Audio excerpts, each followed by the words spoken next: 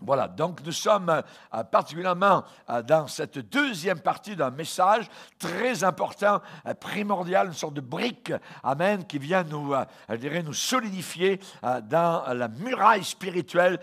Simplement, donc, le titre est « La vérité ». Elle est liée, la vérité est liée inextricablement à Dieu. Amen, puisque Dieu est vérité, la vérité est liée à Dieu. Si vous voulez bien, nous allons lire un passage ou relire 2 Timothée, chapitre 3. 2 Timothée, chapitre 3. Alléluia, gloire au Seigneur. 2 Timothée, chapitre 3, et nous allons lire à partir du verset 14. C'est l'apôtre Paul qui donne, je dirais, une description, un diagnostic de la génération de la fin des temps. Et là, donc, on ne lira pas le diagnostic que vous pouvez lire à la maison du verset 1 au verset 9, mais nous allons continuer particulièrement, je dirais, au verset 14. L'apôtre Paul dit dans ce contexte, où il est dit au verset 13, pour juste aller un petit peu dans le contexte, « Mais les hommes méchants et imposteurs, c'est-à-dire séducteurs, avanceront toujours plus dans le mal, égarant les autres et égarés eux-mêmes. Toi, qu'est-ce qu'il faut faire pour nous, chrétiens, comme Paul dit à Timothée, toi, demeure, bouge pas, reste, voyez, sois ancré, tu as apprise et reconnu certaines, sachant de qui tu les as apprises. Dès ton enfance, tu connais les saintes lettres, c'est-à-dire les saintes écritures, qui ont le pouvoir de te rendre sage, à salut, de te sauver, voyez, pour l'éternité. Donc, les Écritures ont la capacité de sauver quelqu'un pour le rendre sage par la foi en Jésus-Christ. Toute Écriture, donc toute la Bible, de Genèse à Apocalypse, toute l'Écriture est inspirée de Dieu et utile pour enseigner, pour convaincre, pour corriger, pour instruire dans la justice, afin que l'homme de Dieu soit accompli, donc une maturité spirituelle et propre à toute bonne œuvre. Amen. Seigneur, nous te bénissons, te glorifions pour ta puissante parole, que le Saint-Esprit puisse nous aider à la comprendre, Seigneur. Te prions, Seigneur, de sonder nos cœurs et que nous puissions dire avec David au psaume 139, Seigneur, regarde, sonde-moi, si je suis sur une mauvaise voie, conduis-moi sur la voie de l'éternité. Merci Seigneur, au nom puissant de ton Fils, Jésus-Christ de Nazareth. Amen. Et tout le peuple dit Amen. Gloire à Dieu. On peut s'asseoir, frères et sœurs, chers amis. Alléluia. Nous avons vu dans une étude précédente, donc la première, donc de quelle façon Dieu, évidemment, s'est révélé. Il s'est révélé lui-même, donc il a révélé sa personne, il a révélé sa vérité, donc de façon assez claire, assez explicite, donc, je dirais, à part de la révélation de la Bible, c'est clair pour tous. La première chose, la première révélation, c'est la création. La création ne sauve pas, voyez, mais elle nous dit que Dieu existe. Donc, elle nous amène à réfléchir sur la grandeur, la puissance, la beauté, la coloration, donc, au travers de ces peintures inimaginables que nous pouvons voir, donc, autour de la terre. Et nous chantons, évidemment, dans l'Église, un cantique qui en parle, qui nous donne les raisons, évidemment, de l'adorer. Dieu Tout-Puissant, car mon cœur considère tout l'univers créé par ton pouvoir. Et là, le cantique dit le ciel d'azur, les éclairs, le tonnerre, boum, boum, boum, vous voyez, le clair matin ou les ombres du soir, de tout mon être alors s'élève un chant, Dieu Tout-Puissant, que tu es grand. Amen. Et quand on se balade, quand on marche au travers des bois, la forêt profonde, quand on entend tous les oiseaux chanter, amen, quand on entend la source avec son eau, voyez, eh bien, mon cœur heureux s'écrie à chaque instant, ô Dieu d'amour, que tu es grand. Mais, quand je songe quand je pense, quand je réfléchis, qu'un Dieu si grand a pu penser à moi, que son cher fils est devenu mon frère et que je suis maintenant l'héritier du grand roi, alors mon cœur redit, autant le jour que la nuit, que tu es bon, ô Dieu d'amour. Alléluia. Dieu s'est révélé dans sa création. Amen. On a aussi la conscience, notre conscience particulièrement, donc, nous parle. Elle nous approuve ou elle nous condamne. Et la Bible dit dans Romains, chapitre 2, que l'œuvre de la loi de Dieu, est écrite dans nos cœurs. Notre conscience en rend témoignage. Nos pensées s'accusent ou se défendent, tour à tour, selon, évidemment, comment nous agissons. Cette vérité, donc, est tellement claire que Dieu existe, et bien que toute la race humaine est sans excuse. Devant Dieu, il n'y aura personne qui va être capable d'avoir la possibilité de présenter des excuses parce qu'il n'a pas entendu parler, parce qu'il n'avait pas, la capacité, évidemment, donc, de se repentir de ses péchés. Non, nous l'avons tous, voyez. Et déclarer que la Bible n'est pas assez claire, qu'elle est confuse, eh bien, c'est comme si on attaque la sagesse de Dieu. C'est comme si on attaque l'intégrité de Dieu. Alléluia. La Bible dit que toute l'Écriture est inspirée de Dieu, elle est soufflée de Dieu, et elle est là pour, évidemment, nous enseigner, nous convaincre, nous corriger, merci Seigneur, et nous instruire. Amen. Donc, les 4 éléments dont nous avons tellement besoin. Aujourd'hui, le problème, nous l'avons vu, c'est que la vérité est attaquée. Elle n'est pas attaquée uniquement par les païens, elle est attaquée à l'intérieur de ce qu'on appelle Église. Elle est attaquée directement, donc, à l'intérieur du christianisme. Et on sait particulièrement, donc, nous étions en train de le voir, que nous faisons face dans cette génération à cette chose, cette philosophie qu'on appelle le relativisme. Le relativisme, c'est... pour toi, c'est vérité, même pour moi, c'est l'erreur, et ainsi de suite. C'est bon pour toi, mais il en avait besoin, lui, c'est vrai, mais c'est pas bon pour moi. Tout est relatif, donc on met en doute la vérité. La vérité mise en doute, c'est le travail du diable qui a posé la question, tout d'abord, dans le jardin d'Éden, à Adam et Ève, Dieu a-t-il réellement dit? Voyez, donc on questionne ce que Dieu dit.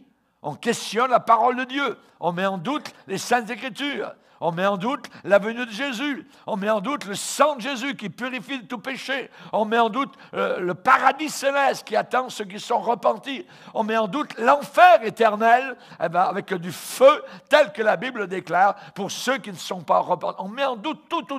Voyez? Et c'est le travail évidemment de Satan. Hélas, 3 fois hélas, pour ceux qui mettent en doute la vérité, parce que la vérité va les rejoindre. La vérité, évidemment, va les condamner le jour où ils devront faire face, évidemment, au grand jour du jugement. Le relativisme sur la vérité, eh bien, cette tendance, eh bien, nous montre qu'il y a un éloignement maintenant, même, je dirais, parmi les chrétiens, du christianisme biblique et historique. Il y a un abandon, donc, une compromission, donc, de chaque élément de la véritable foi chrétienne. Et on sait évidemment qu'aujourd'hui, on veut remodeler nos pensées sur la vérité, sur la certitude, et c'est un terrible danger pour le cœur même de l'Évangile. Si quelqu'un vous annonce un autre Évangile que celui que nous avons prêché, qu'il soit maudit, qu'il soit anathème, qu'il soit condamné. Voilà ce que Galates, 1er chapitre, nous déclare. Raison pour laquelle, dans Jude, il est dit de combattre, de lutter, donc, pour la foi qui a été transmise aux saints une fois pour toutes. Alléluia. Évidemment, donc, c'est une guerre. Une guerre qui est engagée contre la vérité, puisque le père du mensonge, Satan, donc, veut absolument, donc à tout prix, emmener avec lui le plus grand nombre de personnes en enfer. Il sait, évidemment, qu'il va en enfer, il sait qu'il est vaincu, il sait qui est Christ, il sait qui est, évidemment, donc, le sauveur du monde. Il l'a tenté, il a essayé, donc, de l'aborder à plusieurs reprises, et il a été vaincu, écrasé dans son centre nerveux à la croix du Calvaire. le pied de Christ ensanglanté a écrasé la tête du serpent. Alléluia. Merci Seigneur. Crushed, j'aime ça. Vous voyez, il semble que ça craque plus. Vous voyez, amen. Écrasé. Déjà écrasé, c'est pas pire. Vous voyez. Et nous devons combattre, évidemment, donc, pour cette foi-là. Ou bien on est sur un côté, ou bien on est sur l'autre côté. Ou bien on est sur un bord, ou bien on est sur l'autre bord. Il n'y a pas de lieu médian, il n'y a pas, je dirais, je ne sais pas trop, je suis neutre. Non, on ne peut pas être neutre. Si quelqu'un n'est pas avec moi, il est contre moi, a dit le Seigneur Jésus-Christ. Vous voyez, il n'y a pas de terrain au milieu neutre, il n'y a pas de zone sécuritaire pour ceux qui ne sont pas consacrés à la vérité. Et un des plus grands points de lutte, de contestation aujourd'hui, c'est la question de la vérité. C'est là que ça se passe. Et c'est la bataille de la fin des temps jusqu'à ce que Jésus-Christ revienne. La bataille, elle est sur la question, on questionne la vérité. Et beaucoup de soi-disant chrétiens, eh bien, n'ont aucune envie de se battre. C'est là le problème. Et c'est là justement où cette église s'endort, cette église, je dirais, de vierges folles, eh bien, donc, n'auront pas d'huile dans leur lampe, auront la lampe. C'est bien d'avoir la lampe, voyez. La lampe, c'est l'extérieur. Je suis un chrétien, j'ai une Bible à la maison. Oui, mais c'est la lampe. Est-ce qu'il y a de l'huile, voyez? Une lampe qui n'a pas d'huile, elle ne sert à rien. Parce que la lampe, elle est là pour éclairer.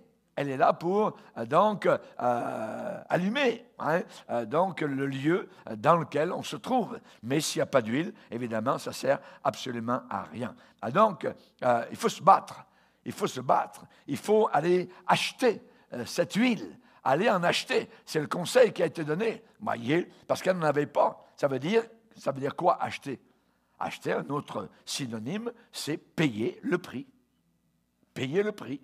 Il faut payer le prix pour l'huile. On n'a pas rien à payer pour être sauvé. Ça a été fait par Jésus-Christ. Lui, il a payé pour nous. Maintenant, la vie chrétienne, eh bien, tout doit être payé maintenant par nous pour avoir cette huile, pour éclairer et être ce que nous devons être dans ce monde. Vous êtes la lumière du monde, a dit Jésus. Il n'y a pas d'autre lumière ici-bas sur cette terre que nous, les chrétiens, born again, nés de nouveau, donc qui nous sommes repentis de nos péchés. Alors, le problème, c'est qu'il y a une multitude de chrétiens qui sont très, très mal nourris, spirituellement parlant, bibliquement, ils ne sont pas nourris, doctrinalement, ils ne connaissent même pas la doctrine, et certains de ces chrétiens sont arrivés à penser que la controverse, la polémique, c'est quelque chose qui doit absolument être évité, quel qu'en soit le prix à payer. Ouais. Alors qu'en réalité, notre vie chrétienne est une vie de controverse. Nous marchons à l'encontre, voyez, donc de ce monde et de ceux qui, dans l'Église, évidemment, donc, ne marchent pas avec le Seigneur. Et, hélas, d'où cela provient-il? Eh bien, cela provient du pupitre. Le pasteur. Les pasteurs, donc, qui sont faibles, très faibles, ont modelé, ont formé, je dirais, ces gens comme cela. Voyez? Et d'une manière ou d'une autre, ils disent à leurs membres, il faut éviter la polémique, il faut éviter la controverse. Alors qu'en réalité, il faut nous battre, littéralement, pour la vérité. Il faut au contraire l'annoncer, la déclarer, la claironner, la dire à l'encontre du courant. Tous les poissons morts qui ont le ventre en l'air descendent. Et nous sommes des saumons vivants. Nous remontons le courant. Nous nous battons. Et ça crée des controverses. Jésus a dit, je ne suis pas venu apporter la paix, je suis venu apporter l'épée. Dans une maison, il y en aura deux contre je ne me rappelle plus les nombres, mais il a parlé évidemment qu'il y aurait des batailles, des combats à cause de la vérité.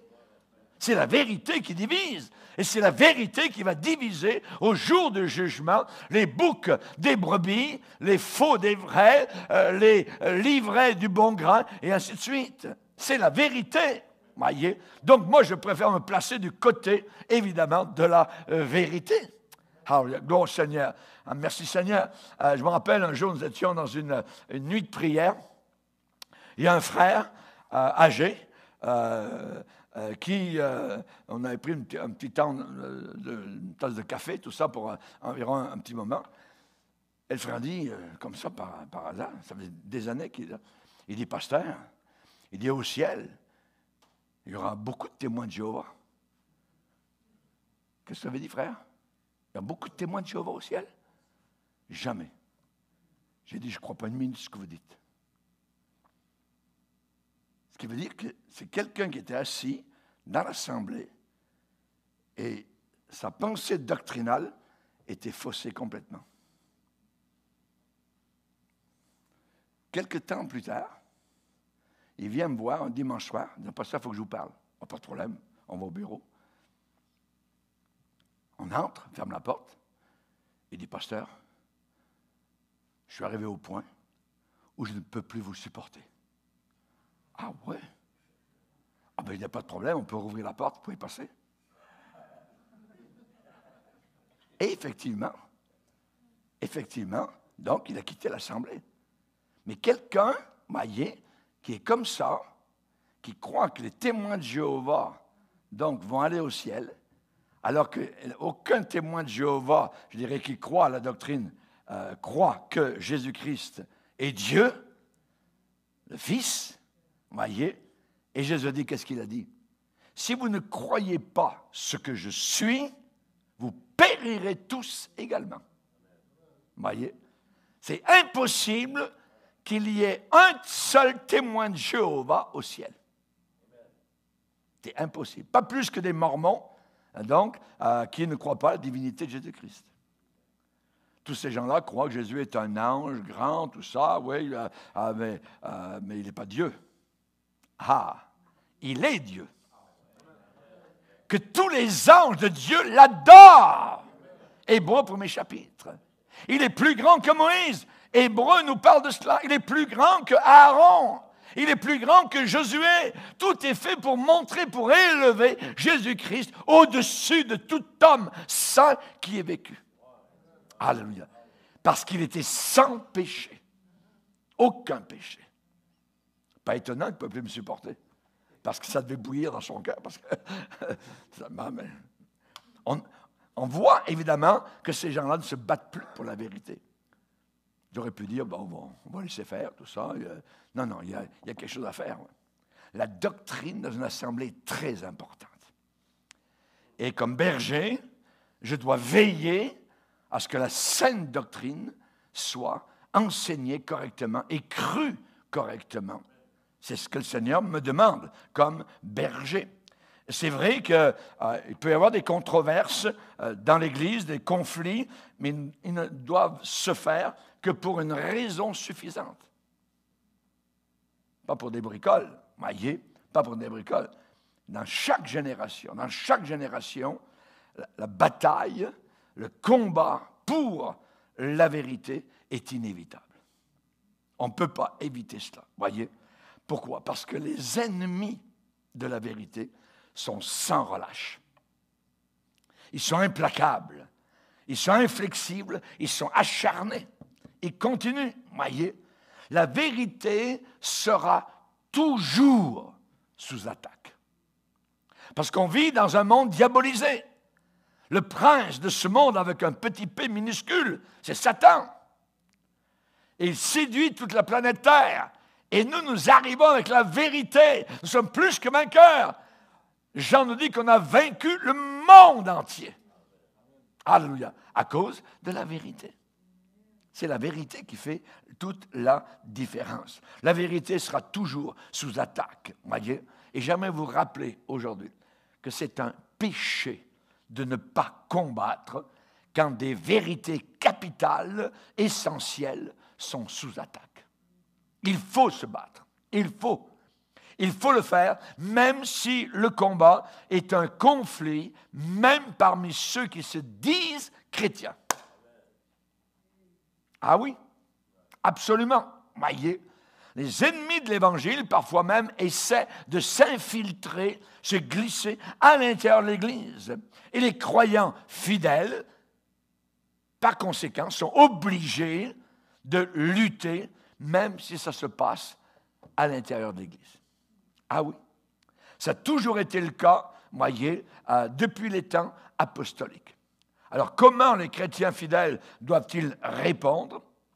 Eh bien, j'aimerais vous rappeler que, alors que le Saint-Esprit a amené la révélation du Nouveau Testament à son achèvement, ce qui a émergé comme un sous-marin qui sort de l'océan, ce qui a émergé donc comme étant l'un des thèmes dominants, ça a été de l'importance de combattre pour la vérité. Pour la vérité. Et nous avons, à la fin de la Bible, juste avant l'Apocalypse, toute blottie, toute serrée, à la fin du Nouveau Testament, à l'ombre des grands sommets de l'Apocalypse, qui décrivent la bataille finale et le triomphe final de la vérité, nous avons toute blottie 3 petites épîtres, 3 petites cartes postales, très courtes, 2 Jean, 3 Jean et Jude. Et quel est le thème commun qui les relie? Eh bien, c'est l'amour de la vérité au milieu du conflit. Alors, on va aller voir 2 Jean. Regardez 2 Jean. La deuxième épître de Jean. Deuxième épître de Jean. On va lire juste quelques versets. Au début, c'est très court, c'est 13 versets. Il y a un seul chapitre. Regardez, verset 1er, l'ancien, ou le pasteur, à Kyria, l'élu, et à ses enfants que j'aime dans la vérité. Et ce n'est pas moi seul qui les aime, mais aussi tous ceux qui ont connu la vérité, à cause de la vérité qui demeure en nous et qui sera avec nous pour l'éternité. Que la grâce, la miséricorde et la paix soient avec vous de la part de Dieu le Père et de la part de Jésus-Christ, le Fils du Père, dans la vérité et la charité.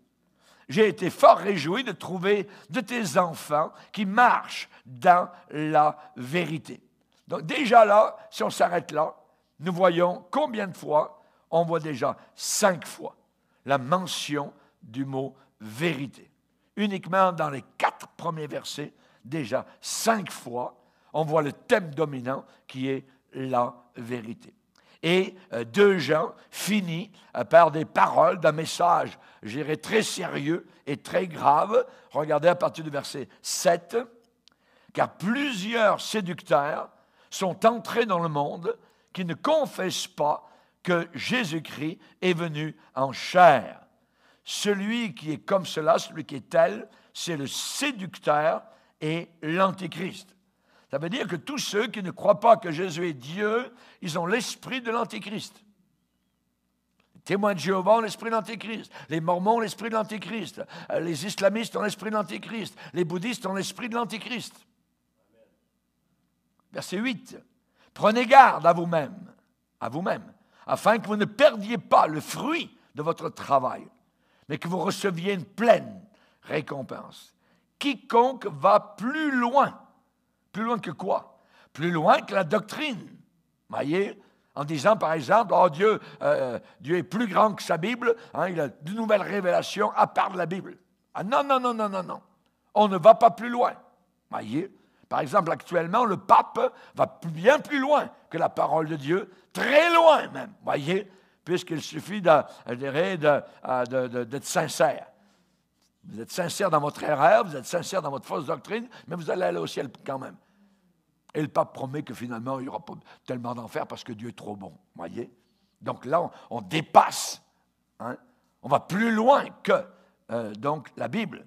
Alors ici, il est dit, verset 9, « Quiconque va plus loin et ne demeure pas dans la doctrine de Christ n'a pas Dieu. » Ils n'ont pas Dieu. Tous ces gens qui prient, tous ces gens qui se mettent à genoux, tous ces gens qui jeûnent, Hein, tous les bouddhistes qui mendient, tout ça, là-bas, en Thaïlande ou ailleurs, tout ça. Hein, tous les musulmans, tout ça, qui vont à la Mecque chaque année, ainsi de suite, qui tournent en rond autour de la chose noire, vous voyez. Ils n'ont pas Dieu.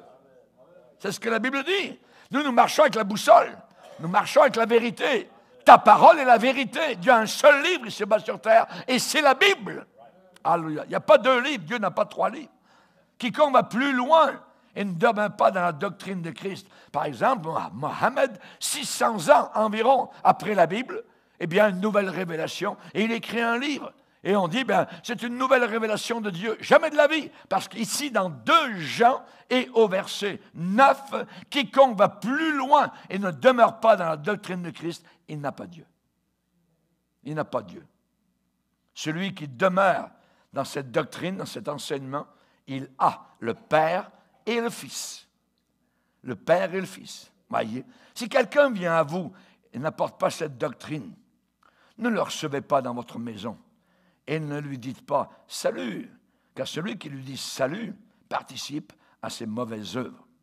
Si un témoin de Jéhovah vient chez vous, vous voyez, vous pouvez le faire entrer dans votre salon, pas de problème, mais présentez-lui la vérité, et ensuite dites « ok, la porte est ouverte ». Alléluia. Donc, on voit évidemment que la bataille, elle est par rapport à la vérité. 3 Jean maintenant. La 3e épître de Jean, eh bien, elle a un thème principal. Eh bien, le mot vérité revient 7 fois. Regardez, on va lire quelques passages. L'Ancien, le pasteur, à Gaius, le bien-aimé, que j'aime dans la vérité. Verset 3. J'ai été fort réjoui lorsque des frères sont arrivés et ont rendu témoignage de la vérité qui est en toi, de la manière dont tu marches dans la vérité. Je n'ai pas de plus grande joie, va dire l'apôtre Jean, que d'apprendre que mes enfants spirituels, marchent dans la vérité. Bien-aimé, tu agis fidèlement dans ce que tu fais pour les frères et même pour des frères étrangers, lesquels ont rendu témoignage de ta charité en présence de l'Église. Tu feras bien de pourvoir à leur voyage d'une manière digne de Dieu, car c'est pour le nom de Jésus-Christ qu'ils sont partis, sans rien recevoir des païens. Nous devons donc accueillir de tels hommes afin d'être ouvriers avec eux pour la vérité. Verset 12. Tous et la vérité elle-même rendent un bon témoignage à Démétrius. Nous aussi, nous lui rendons témoignage et tu sais que notre témoignage est vrai. Donc ici, on voit que dans la 3e épître de Jean, en 14 versets, 7 fois, on a le mot vérité ou l'adjectif vrai. Sur 14 versets, 7 fois, ça veut dire tous les 2 versets environ, en moyenne, il y a le mot vérité. C'est très important, très important. Et Jean, donc l'apôtre, a écrit pour défendre la vérité contre Diotrephe. Diotrephe. C'était un pasteur, supposément, qui ne voulait même pas recevoir l'apôtre Jean. Rendez-vous compte? On va le lire. Regardez, verset 9. 3 Jean, verset 9, j'ai écrit quelques mots à l'Église, mais Diotrephe, qui aime à être le premier parmi eux, ne nous reçoit pas. C'est pourquoi si je vais, je rappellerai les actes qu'il commet en tenant contre nous de méchants propos. Non content de cela, il ne reçoit pas les frères, et ceux qui voudraient le faire, il les en empêche et les chasse de l'Église. Bien-aimé, n'imite pas le mal, mais le bien. Celui qui fait le bien est de Dieu. Celui qui fait le mal n'a pas vu Dieu. Donc ici, nous avons particulièrement Jean qui écrit pour défendre la vérité contre Diotrephe. Diotrephe qui aimait plus la première place, la prééminence dans l'Église que l'amour de la vérité. Que l'amour de la vérité. Et en contraste, Jean, l'apôtre, a recommandé Démétrius. Tous et la vérité elle-même rendent un bon témoignage à Démétrius. Alléluia, gloire au Seigneur. Maintenant, il y a la troisième épître, et nous l'avons vu un peu, donc, la dernière fois, c'est Jude. Vous voyez, Jude, c'est la troisième dans le trio des épîtres que j'appelle carte postale. Et Jude, en l'écrivant, donc, a seulement un point de vue. Un point de vue, c'est quoi? Son but, c'est de rappeler aux chrétiens que leur devoir est de combattre pour la vérité. Ce n'était pas son intention première lorsqu'il a commencé à prendre le crayon et qu'il a voulu écrire. Lui, il pensait qu'il voulait écrire pour le salut. Il voulait encourager les chrétiens vis-à-vis du salut, qui était leur expérience. Ils aimaient le Seigneur. Et tout le Saint-Esprit a changé tout ça. Non, je ne parlerai pas sur le salut, je vais leur parler sur combattre pour la vérité. Combattre pour la vérité. Et c'est le thème, donc, de l'épître de Jude. Alors, nous voyons particulièrement qu'il était poussé à les exhorter, donc, à combattre, à lutter, à agoniser, donc, pour cette foi, cette vérité qui a été transmise aux saints une fois pour toutes. Alors, Jude parle spécifiquement de lutter contre l'influence des faux docteurs, voyez, qui s'étaient secrètement infiltrés à l'intérieur de l'Église chrétienne. Ces hommes prenaient la parole, même dans les pupitres. Dans les pupitres, voyez, ils prenaient la parole et ils répandaient des mensonges qui minaient, qui sapaient, qui lézardaient le cœur de la doctrine chrétienne.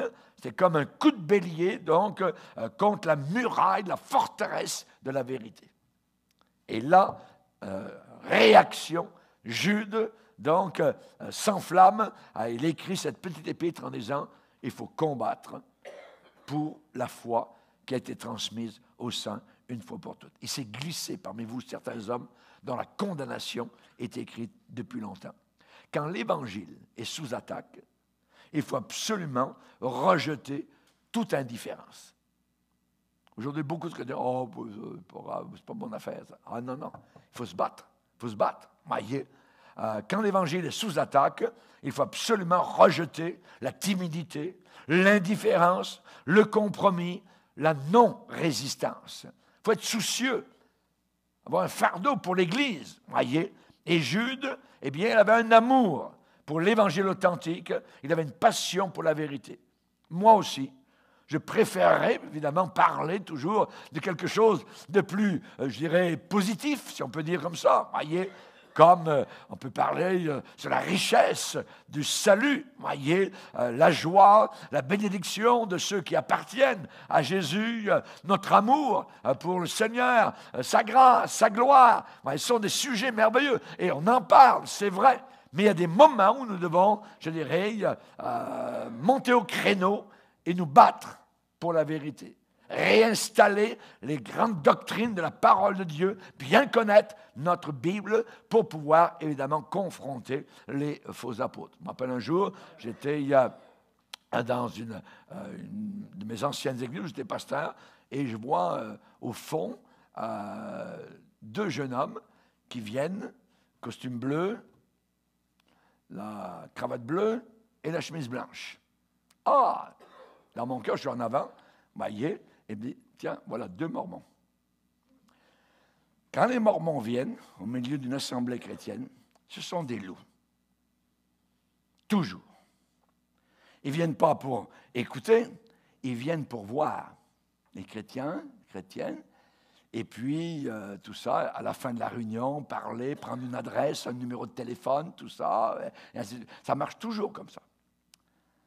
Alors moi, quand j'ai pris la parole, j'ai dit, mes frères et sœurs, aujourd'hui, nous avons deux faux prophètes parmi nous. Ils sont là-bas, sont deux Mormons. Ils sont regardés, Et ils sont levés, et je me rappelle, ils ont dit, si c'est ça l'amour chrétien, ils sont partis. Vous voyez, Satan, l'amour chrétien. Nous avons l'amour de la vérité. Amen. Et l'amour chrétien s'est manifesté en dévoilant, je dirais, deux couleuvres, deux boas, deux serpents qui étaient là assis à l'intérieur de l'Église. Ce pas des gens qui viennent pour entendre l'Évangile, se convertir. Non, non. Ils viennent, c'est eux qui évangélisent. C'est eux qui font du porte-à-porte. C'est eux qui arrivent avec la Bible en premier, mais ensuite le livre, donc de Joseph Smith, tout ça, Nouvelle Révélation, ainsi de suite. Voyez. Et les pauvres petits chrétiens qui ne connaissent pas la doctrine, souvent ils ont dit, oui, ben peut-être, je ne savais pas, tout ça. Ouais. Et finalement, ces gars-là arrivent en disant, non, vous n'êtes pas dans la vérité, tout ça. Pasteur Bourget, c'est un faux prophète, ainsi de suite. Il ne faut pas écouter. Donc, ils calomnient directement, ils essayent de détruire cette petite brebis qui n'a pas de défense, tout ça. Donc, et si, évidemment, vous ne connaissez pas votre doctrine, ils vont vous avaler et ils vont vous, vous détruire dans votre foi. Faire très attention, il faut combattre pour la vérité qui a été transmise aux saints une fois pour toutes. Il n'y a pas de nouvelle révélation. Ça s'est arrêté à Apocalypse, chapitre 22 et au verset 21. C'est là que ça s'arrête. Tout ce qui est ajouté après, que ce soit 300 ans après, 600 ans après, ou, 1700 ans après, c'est tout faux. Ça reste là. Voyez, nous avons ce qu'on appelle le canon des Saintes Écritures. C'est fini là, voyez, il y a la fin du contrat, il est dit dans la dernière page du dernier livre de la Bible, si quelqu'un ajoute quelque chose à ce livre, ou si quelqu'un enlève quelque chose à ce livre, sa vie sera retranchée du paradis, du ciel. Vous savez, quand vous faites quand vous prenez des assurances, des contrats, tout ça, vous ne lisez jamais, ouais. Mais s'il arrive un jour un dégât, vous allez chercher votre contrat. Et vous allez prendre la loupe pour lire les petites lettres qui sont en bas, tout ça, pour savoir comment ça se passe. Et chers amis, c'est bon de lire la fin du contrat. Alors là, dernière page, dernier livre de la Bible. N'ajoutez rien, ne retranche rien au contrat, à l'alliance dans laquelle nous sommes avec Jésus-Christ, notre seul et unique Sauveur. Alléluia. Gloire au Seigneur. Maintenant, évidemment, j'aimerais vous dire que Jude avait un amour pour l'Évangile vrai, il avait une passion pour la vérité, et évidemment, donc, quand ces choses sont en jeu, quand elles sont mises en doute, voyez, quand il y a une vraie guerre pour la vérité, eh bien, nous devons nous battre. Il faut se battre. Il faut apprendre à se battre. Et Jude, toute l'épître, eh bien, c'est là pour nous exhorter à combattre pour la foi qui a été transmise aux saints une fois pour toutes. Une fois pour toutes. Pas de changement. Une fois pour toutes depuis 2000 ans. Amen. Ce livre n'est pas poussiéreux. Ce livre est moderne. Alors là, gloire au Seigneur. Donc, évidemment, il existe une puissante attaque actuellement contre la vérité. Et le problème, c'est qu'il y a trop peu de guerriers et de guerrières courageux prêts à combattre. Je vais vous donner un exemple. Éphraïm, psaume 78. Psaume 78, verset 9. Psaume 78, verset 9. Il est dit ici, les fils d'Éphraïm, armés, bravo, ils sont armés, et tirant de l'arc, donc c'était à l'époque des armes puissantes, armés et tirant de l'arc, et regardez bien, tournèrent le dos le jour du combat. Ils ne gardèrent pas l'alliance de Dieu, et ils refusèrent de marcher selon sa loi. Ils mirent en oubli ses œuvres, ses merveilles qu'il leur avait fait voir. Il est dit qu'au jour du combat, verset 9, ils étaient armés, ils tiraient de l'arc, ils auraient pu se battre. Non, ils tournèrent le dos le jour du combat. Nous sommes rendus actuellement dans cette génération où nous devons nous battre, combattre. Voyez, ne tourne pas le dos, mon frère, à l'ennemi. Absolument pas. Ne tourne pas le dos. Hein? On va lire un autre passage dans Juge, chapitre 5. Juge, chapitre 5. Juge, chapitre 5.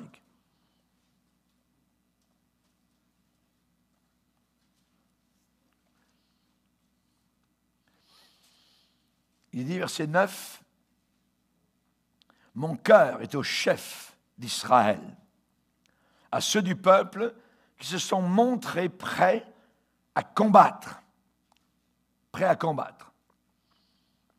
le verset 2. Des chefs, des leaders, se sont mis à la tête du peuple en Israël. Et le peuple s'est montré prêt à combattre. Bénissez-en l'Éternel. Mais regardez, parmi les tribus d'Israël, il est dit ici, au verset 16, pourquoi es-tu resté au milieu des étables à écouter le bêlement des troupeaux? Ruben est resté, il n'est pas parti à la bataille, au combat, il est resté au milieu des étables à écouter le bêlement des troupeaux. Alors c'était le temps de se battre. Verset 17. Galaad, au-delà du Jourdain, n'a pas quitté sa demeure pour partir en guerre. Il est resté chez lui. Pourquoi Dan s'est-il tenu sur les navires? Évidemment, loin du rivage, loin de la bataille, loin de la guerre. Hazer s'est assis au rivage de la mer et s'est reposé dans ses ports. Pas de bataille. Mais regardez verset 18, Zabulon. Zabulon est un peuple qui affronta la mort. Et Nephtali de même sur les hauteurs des champs.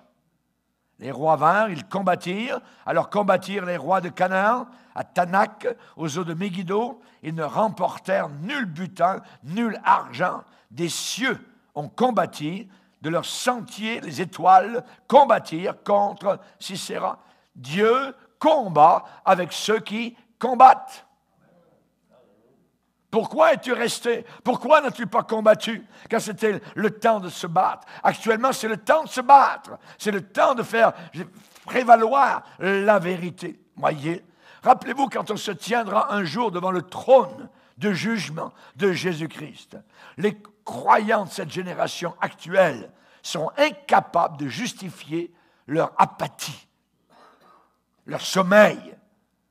Oh Seigneur, tu sais, l'ardeur du conflit pour la vérité semblait trop négatif, voyez, pour la sorte de culture dans laquelle nous étions à la fin des temps, tout ça, voyez. C'était seulement finalement des choses doctrinales. C'est pas important, la doctrine, tout ça, une bagatelle. Ça valait même pas la peine de se battre. Ah oui?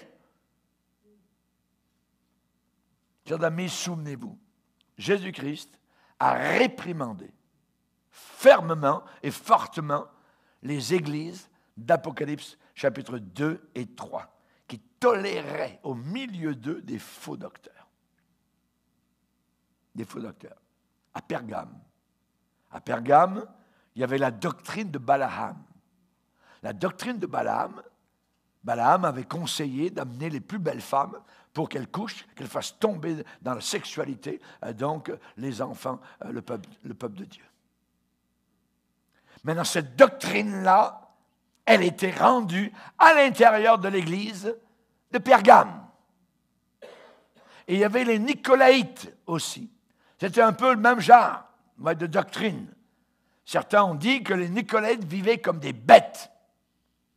Et regardez ce que Dieu dit à cette église. On va le lire, Apocalypse 2.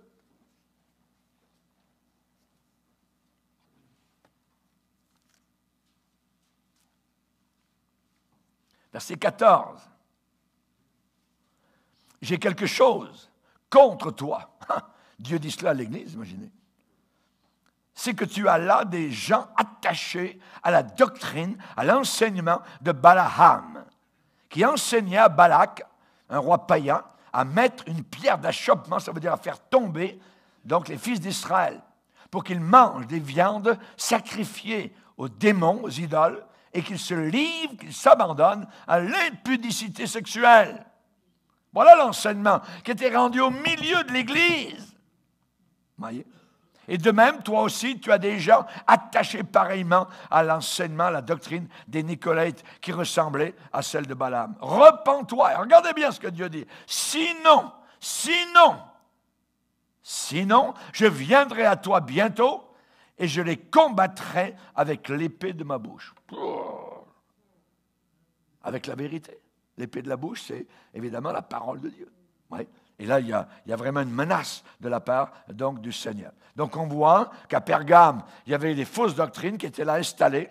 Doctrine de Balaam, doctrine de Nicolaïte. À Thyatire, l'église suivante, il y avait une femme, Jézabel, qui se disait prophétesse, blablabla, bla, bla, bla, voyez, hein, Dieu m'a dit, Dieu m'a montré, voyez. Et bien en même temps, la bonne femme, elle couchait avec les gens de l'église. Vous savez ce que Dieu a dit? Je lui ai donné du temps pour qu'elle se repente. Elle ne veut pas se repentir. Je ferai mourir de mort ses enfants. Ça, c'est le petit Jésus, là. Hein? D'où Jésus. Il y a des gens qui ont une idée de Jésus un petit peu, je dirais, fantasme, selon leurs idées. Regardez, verset 20. Apocalypse chapitre 2, verset 20. Ce que j'ai contre toi, c'est que tu laisses, tu permets, tu tolères la femme, Jézabel, qui se dit, elle se proclame prophétesse, enseigner et séduire mes serviteurs pour qu'ils se livrent, là encore, à l'impudicité et qu'ils mangent des viandes sacrifiées aux idoles. Je lui ai donné du temps afin qu'elle se repente. Elle ne veut pas se repentir de son impudicité. Voici, je vais la jeter sur un lit et envoyer une grande tribulation avec ceux qui commettent adultère avec elle, à moins qu'ils ne se repentent de leurs œuvres. Je ferai mourir de mort ses enfants, et toutes les églises connaîtront que je suis celui qui sonde les reins et les cœurs. Et je vous rendrai à chacun selon vos œuvres. Donc on voit évidemment qu'il fallait se battre, mais on ne se battait pas, ni à Pergame, ni à Thyatire. Voyez? Et c'est là le problème. À Éphèse, l'église d'Éphèse, voyez, Jésus-Christ les a félicités, bravo. Il les a recommandés, il a fait leur éloge. Pourquoi? Parce qu'ils avaient mis à l'épreuve ceux qui se disaient apôtres. Ils ont mis à l'épreuve. Donc, ils ont passé à l'examen les déclarations de certains faux prophètes et ils les avaient dévoilés comme étant des menteurs. On va le lire.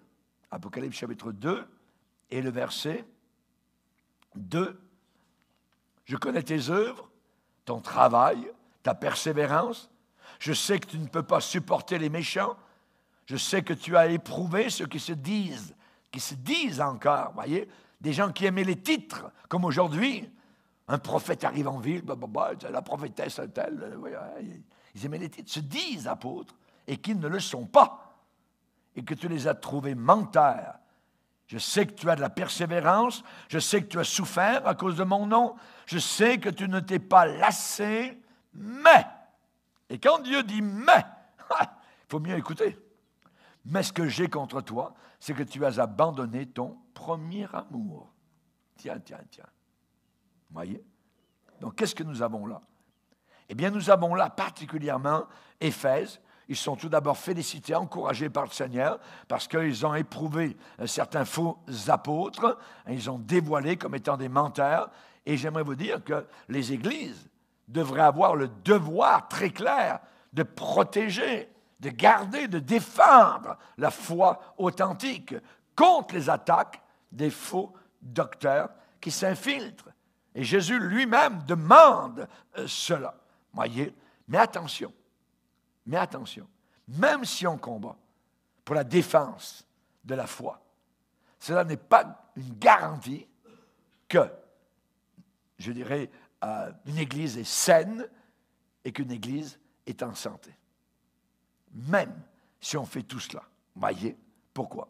Parce que Jésus a réprimandé aussi ces mêmes Éphésiens qui avaient gardé, oui c'est vrai, la saine doctrine, mais le problème, c'est que tout en gardant la saine doctrine, tout en dévoilant les faux prophètes, leur premier amour envers le Seigneur avait diminué, au point d'être abandonné. Il faut avoir les deux. Il faut garder ce premier amour et en même temps dévoiler, combattre, donc pour la vérité. Ce que j'ai contre toi, c'est que tu as abandonné ton premier amour. Souviens-toi donc d'où tu es tombé.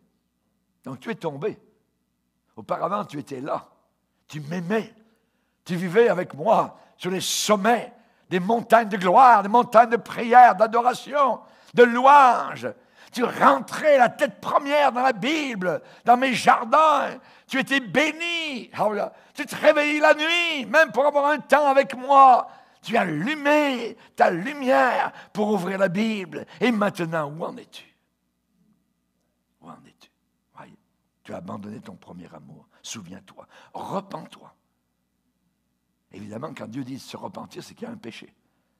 Et l'abandon du premier amour est un péché. Nous ne devrions jamais abandonner notre premier amour. Alléluia, gloire au Seigneur.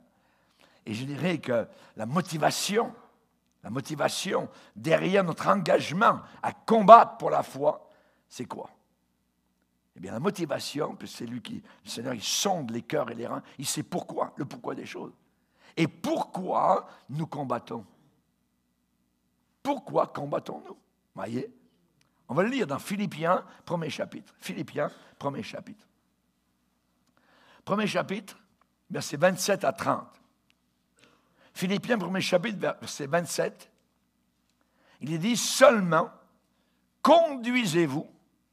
On parle de conduite, comment on se comporte. On parle de comportement. Seulement, conduisez-vous d'une manière digne de l'évangile de Christ. Afin que, soit que je vienne vous voir, soit que je reste absent, j'entende dire de vous que vous demeurez ferme, dans un même esprit, combattant d'une même âme pour la foi de l'Évangile. Là encore, l'apôtre Paul parle comme Jude. Sans vous laisser aucunement effrayer par les adversaires, ce qui est pour eux une preuve. Quelle preuve? Preuve de perdition. S'ils s'opposent à vous, ça veut dire qu'ils sont des perdus. Mais pour vous, quelle preuve? Mais pour vous, c'est une preuve que vous êtes sauvés. Mais pour vous, de salut.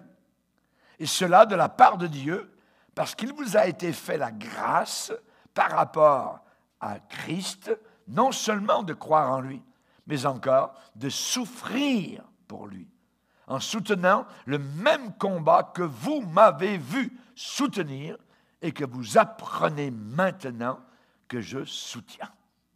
Donc ici, nous avons évidemment quelle est la motivation, pourquoi Paul combattait, pourquoi les Philippiens combattaient. C'est toujours l'amour pour Jésus. Parce que nous l'aimons. C'est lui qui nous a aimés le premier.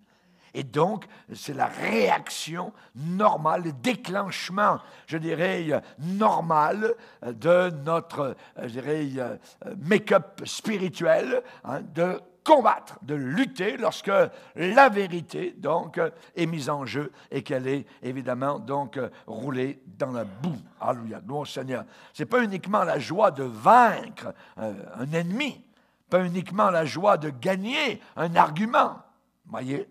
C'est à cause d'un amour véritable pour Jésus-Christ. Parce que Jésus est l'incorporation vivante de tout ce qui est vrai. Et ça vaut la peine. Ça vaut la peine de combattre par amour pour lui. Il en est digne. Jean va dire, c'est lui qui est le Dieu véritable. C'est lui qui est le Dieu véritable. À Philadelphie, quand le Seigneur vient se présenter à cette église, voici ce que dit le Saint, le véritable.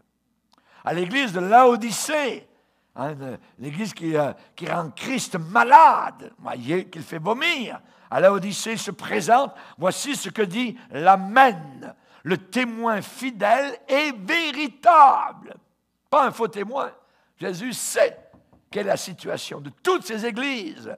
Il connaît la situation de notre Église. Il connaît la situation de ton Église, absolument de fond en comble. Il connaît tout. Il se promène au travers des 7 chandeliers. Amen. Merci Seigneur. Et on sait que finalement, lorsque Christ va revenir, alors nous reviendrons avec lui du haut des cieux. Amen. Après avoir passé, je dirais, 7 ans dans la gloire, avec un banquet de noces, amen, qui va durer des années de la terre. Alors, nous aurons reçu nos récompenses et nous revenons avec lui. Christ est en avant sur un cheval blanc. Amen. Et Apocalypse 19, Jean dit, voici, je vis le ciel ouvert. Et parut un cheval blanc. Celui qui le montait s'appelle fidèle et véritable. Véritable. Alléluia. Gloire au Seigneur. Et en terminant, je vous dirai que, eh bien, il y a une promesse à celui qui se bat, à celui qui n'a pas peur de l'ennemi parce qu'il est plus que vainqueur au travers de la bataille. À celui qui vaincra, je le ferai asseoir avec moi sur mon trône. Comme moi, j'ai vaincu et me suis assis sur le trône de mon Père. Mais à qui cette promesse est donnée? Celui qui vaincra. Pour vaincre, ça veut dire qu'il y a un obstacle, il y a une guerre, il y a une bataille. Il faut vaincre, il faut marcher en victorieux, vaincre. Ça ne veut pas dire tourner le dos le jour de la bataille, être un traître. En temps de guerre, si vous tournez le dos, vous passez au peloton militaire. Pof, pof, pof, pof, terminé.